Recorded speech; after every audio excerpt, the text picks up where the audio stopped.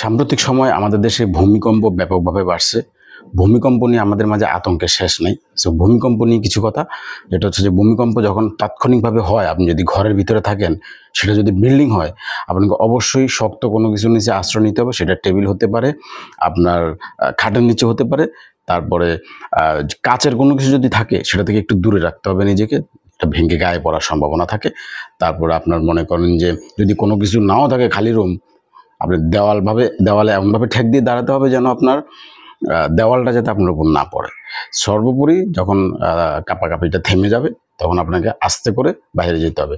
কোনোভাবেই দৌড়াদৌড়ি করে নামা যাবে না। এটা একটা বিপজ্জনক সাইন সবার জন্য, যে মানুষ দৌড়াদৌড়ি করতে, হুড়োহুড়ি করতে নামে, আর তখনই দুর্ঘটনা ঘটে, হাত পা ভাঙ্গা, কেউ নিচে পড়ে যায়। সবার সাথে একটা হুড়োহুড়িতে অ্যাক্সিডেন্টটা তখনই বেশি ঘটে।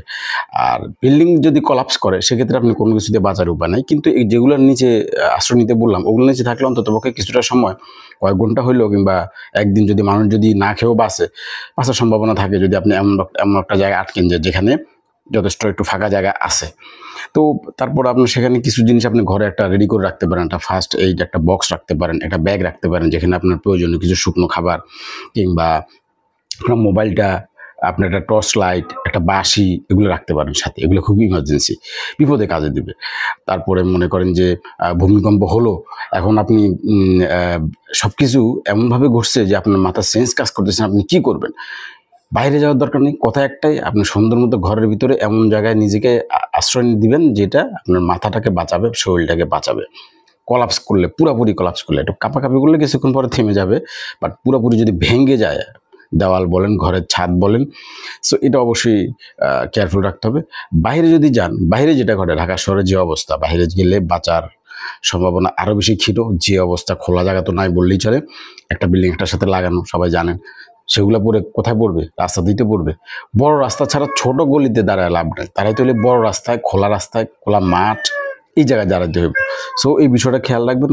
ভূমিকম্প বর্তমানে খুবই ম্যাসিভ আকার আমাদের ঢাকা শহরে এটা করতেছে, এবং এটা আল্লাহর ইচ্ছে কখনো একটা বড় একটা দুর্ঘটনা ঘটে যায়, এটা আসলে আমরা এখন কেউ বলতে পারি না। তবে ঘটবে, এটা নিশ্চিত ধরে রাখেন আপনি। আজ হোক, কাল হোক, 1 বছর হোক, 2 বছর হোক, ঢাকা শহর একবার কলাপস করবেই। কারণ যে পরিমাণ শক্তি এখানে জমা হয়ে আছে ভূমিকম্পের, তো এটা নিয়ে টেনশন নেওয়ার কিছু নেই। পৃথিবীর নানান দেশে ভূমিকম্প হয়, মানুষ এগুলোকে ট্যাকেল করে। আমাদের দেশ হিসেবে আমরা বলতে পারি এটা হওয়ারই কথা, আল্লাহর ইচ্ছা, ভাঙ্গা যায় না। তারপরও মানুষ সচেতন থাকা উচিত, মানুষের সতর্ক থাকা উচিত। এসব বিষয়ে বেশি বেশি একে অপরকে জানানো উচিত, কি করলে অন্ততপক্ষে ক্ষয়ক্ষতিটা এড়ানো যায়, এটা ভাবতে হবে। ভয় না পেয়ে এটা ভাবতে হবে। সো ভূমিকম্প নিয়ে টেনশন করেন না, যা আছে কপালে উপরওয়ালার উপর ছেড়ে দেন।